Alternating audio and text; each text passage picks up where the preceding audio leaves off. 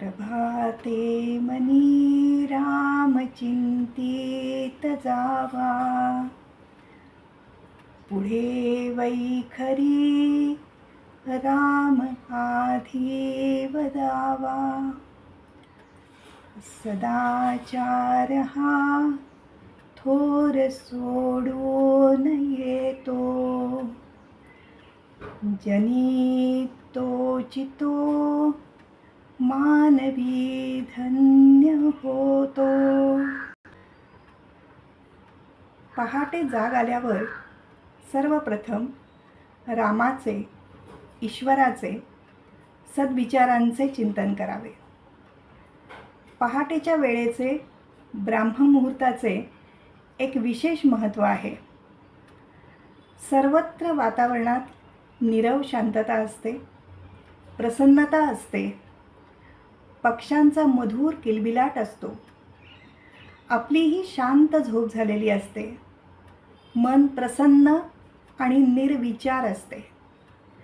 अशा शांत वेळी आणि प्रसन्न चित्त असताना रामाचे स्मरण केले, सद्विचारांचे स्मरण केले तर मनाची प्रसन्नता दीर्घकाळ टिकते.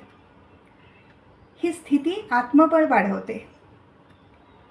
असे चिंतन झाल्यावर मग आपण आपल्या दिनक्रमास किंवा व्यवहारास सुरुवात करावी. हा विचार थोडा विस्ताराने असाही मांडता येईल. बघा, वर्तनाची म्हणजे ज्याला इंग्लिशमध्ये आपण बिहेवियर असं म्हणतो, या वर्तनाची 3 अंग असतात. एक बोधनिक म्हणजेच कॉग्निटिव्ह, दुसरं भावनिक म्हणजे इमोशनल आणि तिसरं क्रियात्मक म्हणजे ज्याला आपण बिहेवियरल असं म्हणतो. म्हणजेच थोडक्यात विचार, भावना आणि कृती ही 3 अंगे परस्परांहून विभिन्न नसतात, ती परस्परावलंबी असतात, परस्परांना दिशा देणारी असतात. विचार भावनांना दिशा देतात, विचार आणि भावना वर्तनाला दिशा देतात. यावरून वर्तनाचे मूळ विचारात दडलेले आहे हे स्पष्ट होते. म्हणजेच काय, तर तुम्हाला वर्तनात बदल करायचे असतील तर पहिले विचारात बदल करणे आवश्यक आहे. हेच सूत्र धरून वरील श्लोकातील पहिल्या 2 ओळींचा विचार केला तर असे लक्षात येते की प्रातःसमयी मनात जर ईश्वराचे चिंतन केले किंवा सद्विचारांचे चिंतन केले तर हे चिंतन, हे विचार मनात प्रसन्न भाव निर्माण करतात आणि हे भाव आपल्या पुढील व्यवहारांना सुयोग्य दिशा देतात आणि गती देण्याचे काम करतात. व्यवहारात सद्विचार किंवा व्यवहारात सदाचार कधीही सोडू नये.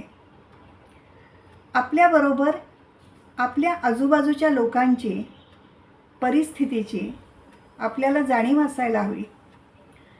इतरांना समजून घ्यायला हवे, त्यांना बरोबर घेऊन पुढे जाता यायला हवे. इतरांप्रती सहृदयता असावी. हे कधी जमेल? आपले मन प्रसन्न असेल तेव्हा. अस्वस्थ, चिंताग्रस्त, मत्सरी किंवा न्यूनतेच्या भावनेने पछाडलेले मन असेल तर सद्विचाराचे वर्तन शक्य होणार नाही. नव्हे ते अगदी कल्पनेच्या पलीकडचे ठरेल.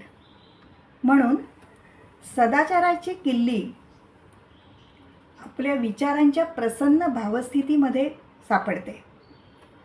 प्रातःसमयी रामाचे चिंतन करण्याचे हे मोठे गमक आहे. का सदाचाराने वागायचे? कारण प्रसन्न वृत्तीचा, इतरांना समजून घेणारा, चांगले आचरण करणारा मनुष्य सगळ्यांनाच हवाहवासा वाटतो. जनमानसातच नाही तर असा मनुष्य समाज मनातही चांगला रुजतो, घर करून राहतो. म्हणून समाजात वावरताना सदाचार महत्त्वाचा. धन्यवाद.